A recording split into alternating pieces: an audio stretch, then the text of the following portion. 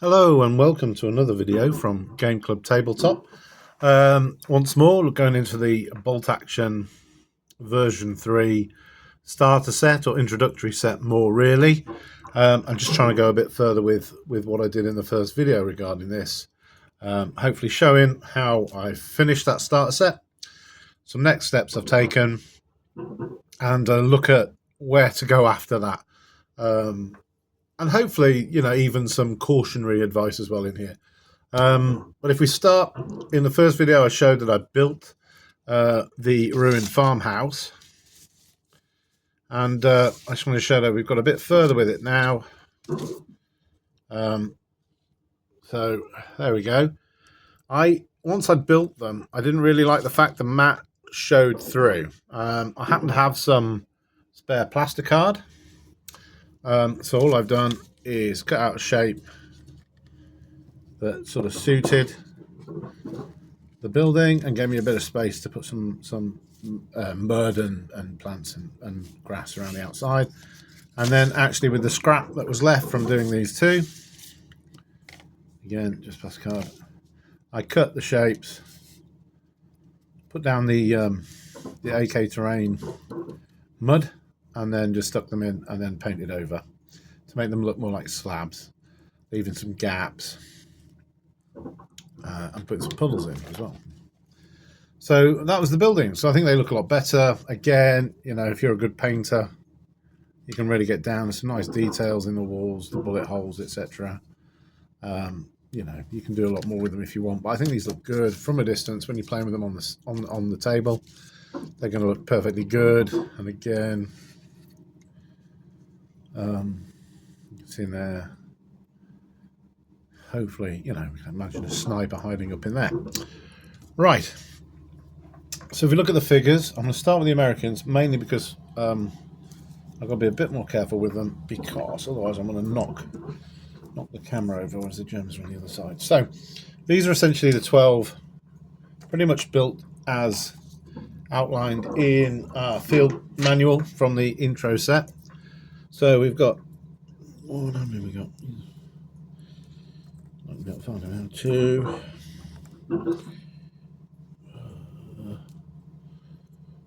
3, 4, sort of 5 out and out riflemen. Then we've got 1, 2 with submachine guns. Then we've got a couple with carbines there. And then we've got the bazooka team. Now, I said cautionary advice. One thing I might suggest is, unless you really want to, you might be better off building the bazooka team as just 2 more rifles or standard troops. It's purely because you're unlikely, on the whole, to end up with real armor on the table. The armor mission doesn't really introduce you. I've played through it now. It doesn't really introduce you to armor as it is in the main rules. But, by all accounts, you will be able to field them. Obviously, they look great. Who doesn't want a bazooka? But just as a sort of, just to be aware,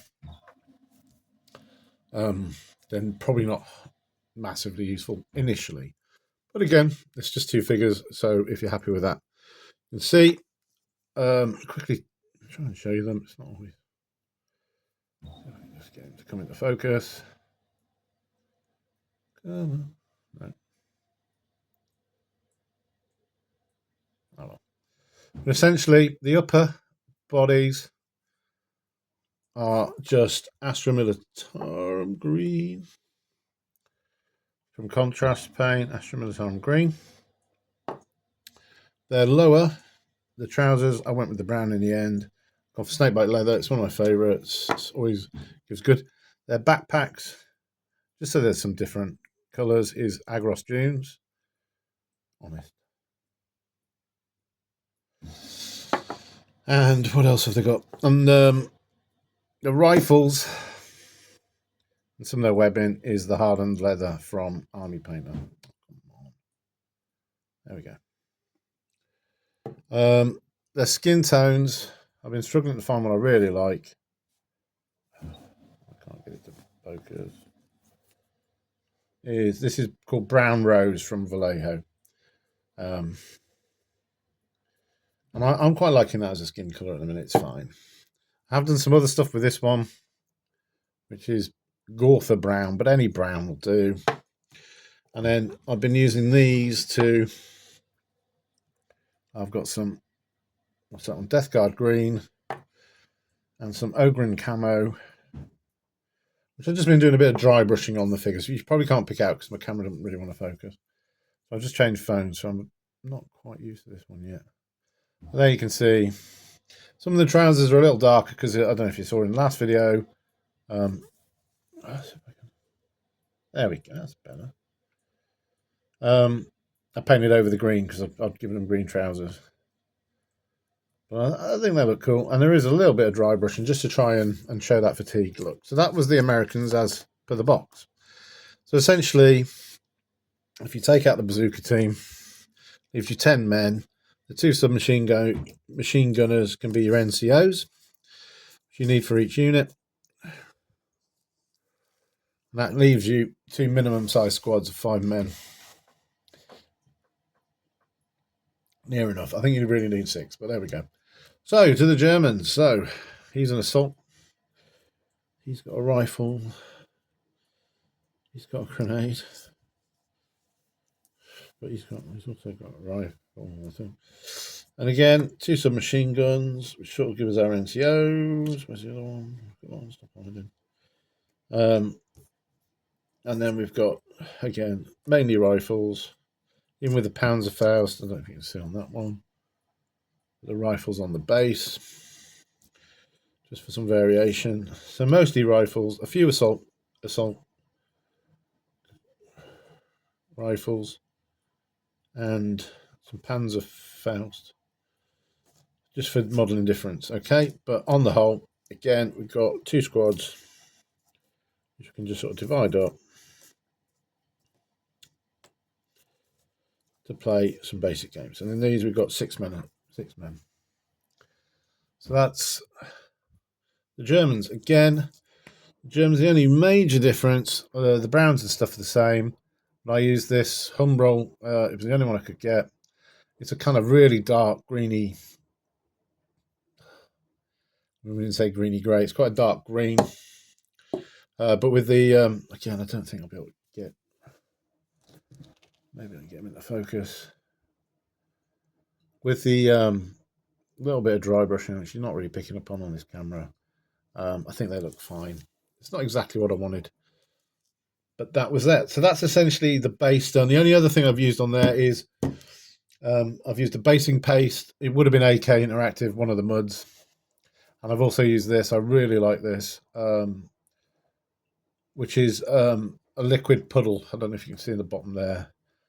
You can see it on the farmhouses where I've used it. Let's see if I can get in here. It just does quite a nice little wet puddle effect. I really like that. It's quite fluid initially, so you've got to be careful, make sure you leave it flat to dry. But you can tip it on. I don't think you'll see in here because it's quite dark. But I just dripped some through the roof on this one. So it's hit on there and then dropped through and gone through the holes to form a puddle on the floor. And again, because it's quite liquid, you can do that. And I really like that. It kind of adds a bit of fluidity to your piece. So that was the starter set. Like I say, I've played a few of the missions. And obviously, I've always intended to go further with it. This was just a way to start. As I mentioned in the last video, you can pick up sprues online, and I have done that. So if we move the starter set Germans out of the way,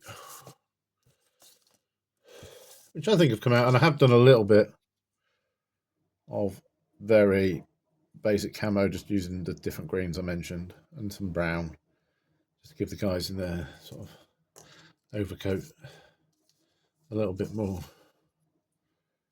kind of variety. Yeah, I think that looks fine. Like I say, when you're playing with these, they're not here, they're over there somewhere, and I think then they look great. And again, just a little tufts. You can buy these from pretty much any hobby shop online. So, what did I do next? 3, 6.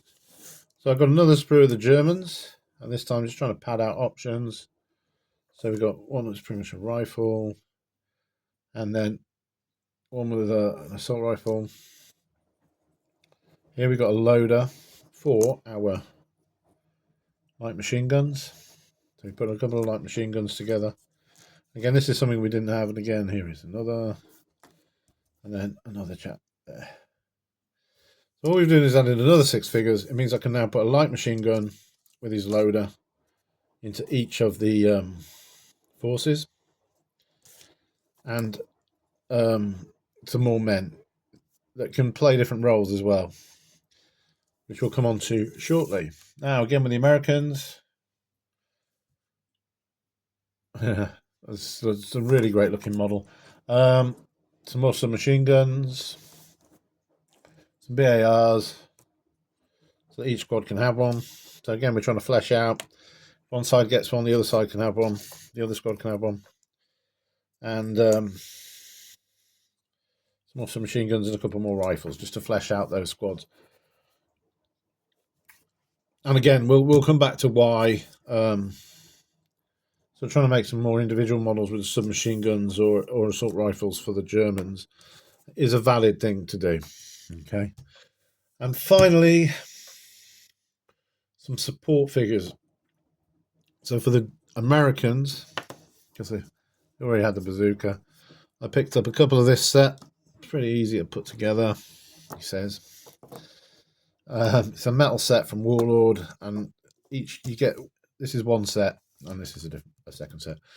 Essentially, medium machine gun teams, or 30 cal machine guns, just to add a bit of extra firepower in. And I'll go through shortly why that's it. So a little bit of support for the Americans, and then the same for the Germans, but they got a bigger pack, which came with a medium machine gun, the loader on the base there as well, and that, and then we got I think it's a medium mortar with that as well. We got a medic who's rather splendid, and we've got, I mean, this guy could be a radio operator or a forward observer. Another, interesting piece to use. And then we've got kind of two.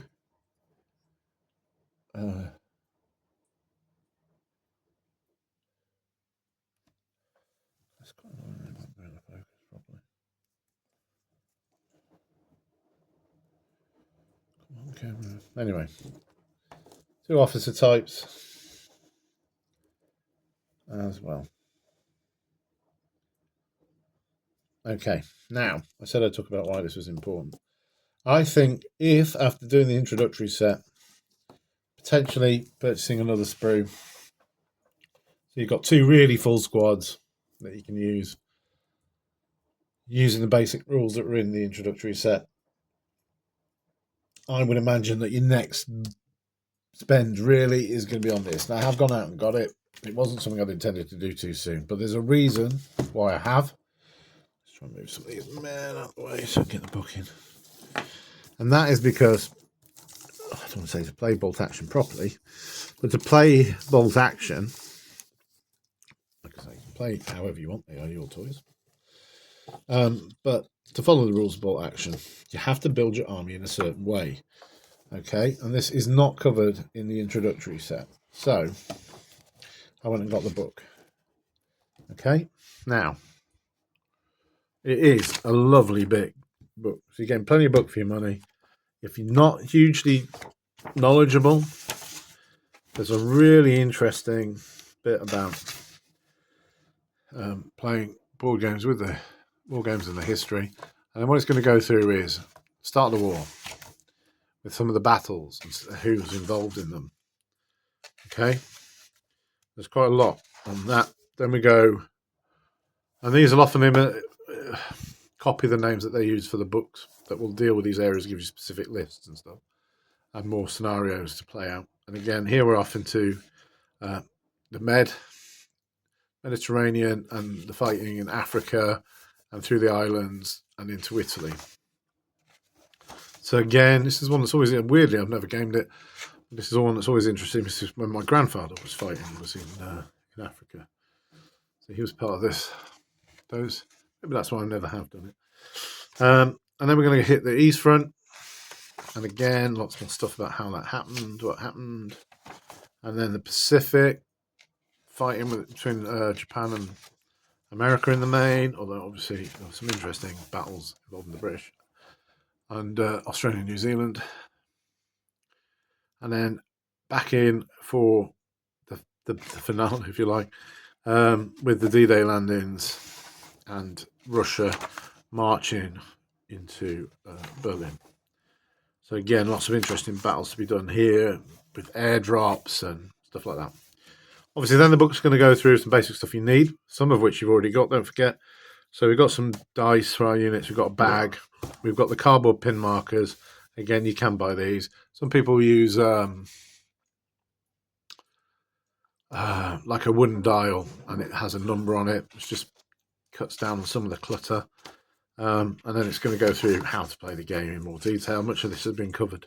The basic stuff has been covered in the book that you get in the introductory set. Now it's going to talk about types of unit and then how to play in more detail. It's going to go through this in a lot more detail, okay? Including more of the cover save tables and some of the other stuff. And when we get into vehicles, you'll see that they're a lot more complicated. And then we've got weapons tables like this, which allow us to really kit out our troops with different stuff and have a feel that they're doing different things on the table.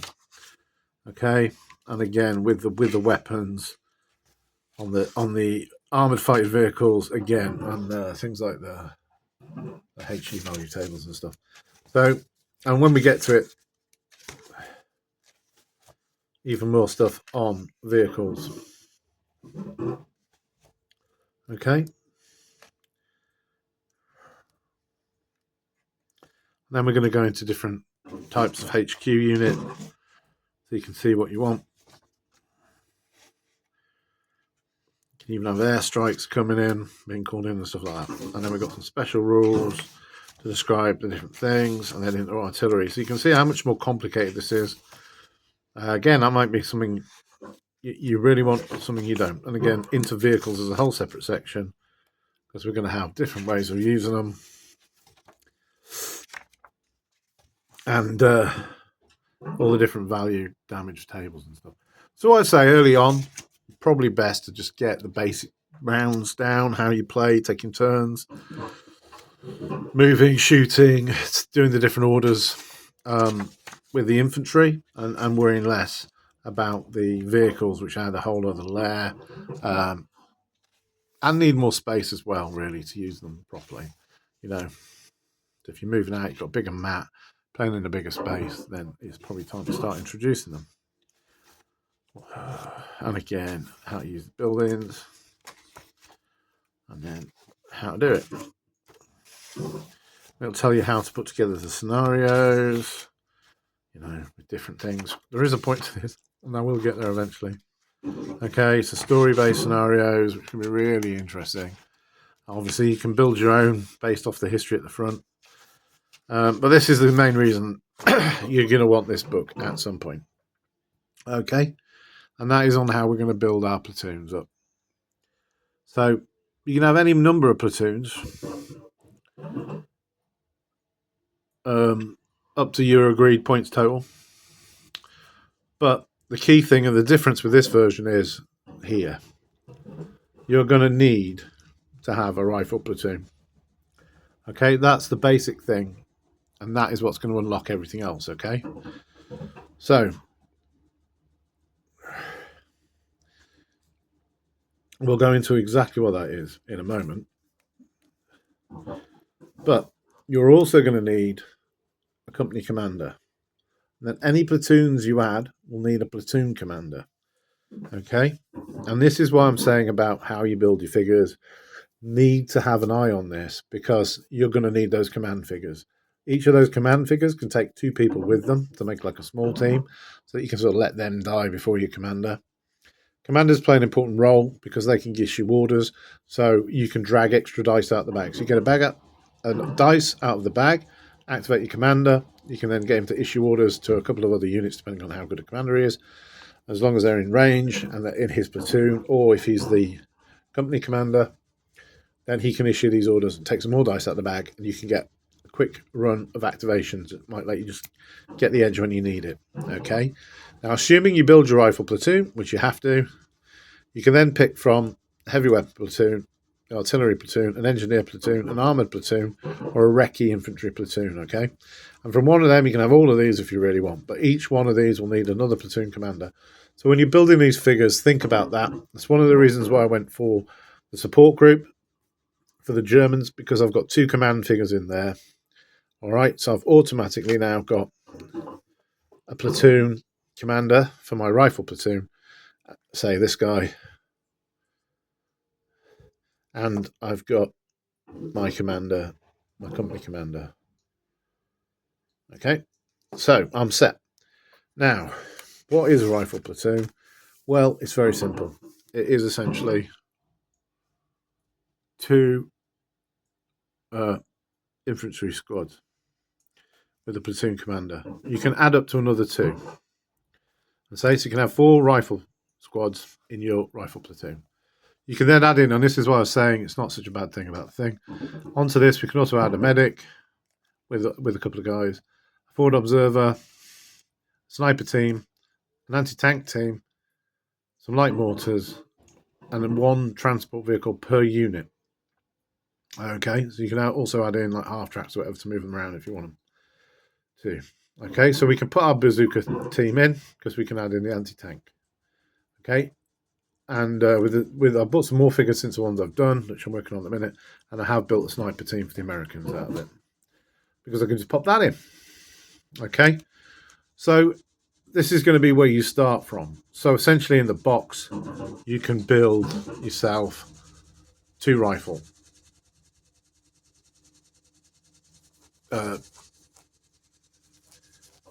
2 rifle squads, 2 infantry squads for each side. And if you've got a commander, that's it. You've got a platoon ready to roll. Okay. If once you've done that, you want to add more stuff, you can do a heavy weapons platoon. Again, you're going to need a platoon commander, and then you can pick 2 from machine gun teams, mortar teams, or 1 of each. So obviously with the German support, I've got a mortar and a machine gun. 1 of each, that's a mix. Okay, so all I need now for them is to build a platoon commander. Let's pick someone as a platoon commander, give them some mates, and I've got a heavy weapons platoon. The Americans doing it the other way. 2 machine guns. So I just need a company commander, and those are on the way. I managed to find some little metal figures that I'm going to use as my platoon commanders. So on with the others, engineers, artillery, and armoured platoons. The difference with this is 1 of your vehicles will become the platoon commander. Okay, but again, it'll talk you through. And this is why I think you really need this rule book, because it's all right building things, but as I say, without a company commander and a platoon commander, the figures in the box, the introductory box, aren't a legitimate bolt action army. So it's worth bearing in mind that if you're going to buy further troop boxes, which is what I would suggest to do next, really, because like I say, all those platoon commanders can come with where's it showing me that? Here we go. There's the receipt. Here, when you're looking at headquarters units, oops, sorry. I might take this out there for now. Oh, sorry. Just get my phone out.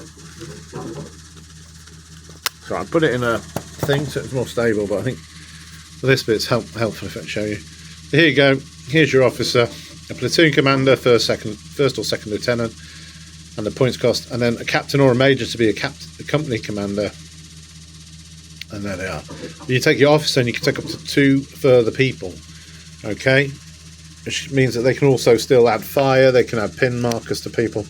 So again, the same with the forward observer, he can take people with him. The same with the medic. So potentially buying a box of whichever side you're going to work with. Yeah, and obviously you can add extra men to your thing, to your squads of rifles as well. Okay, so probably the next best bet is to look at some more troops. Again, so far, because I don't want to go too big, I don't have a huge blow space. It is bigger than the table, as I said last time. but I still don't have a lot of space. So I've bought. So by the time I've built everything I've got, I'll essentially have 30 men aside,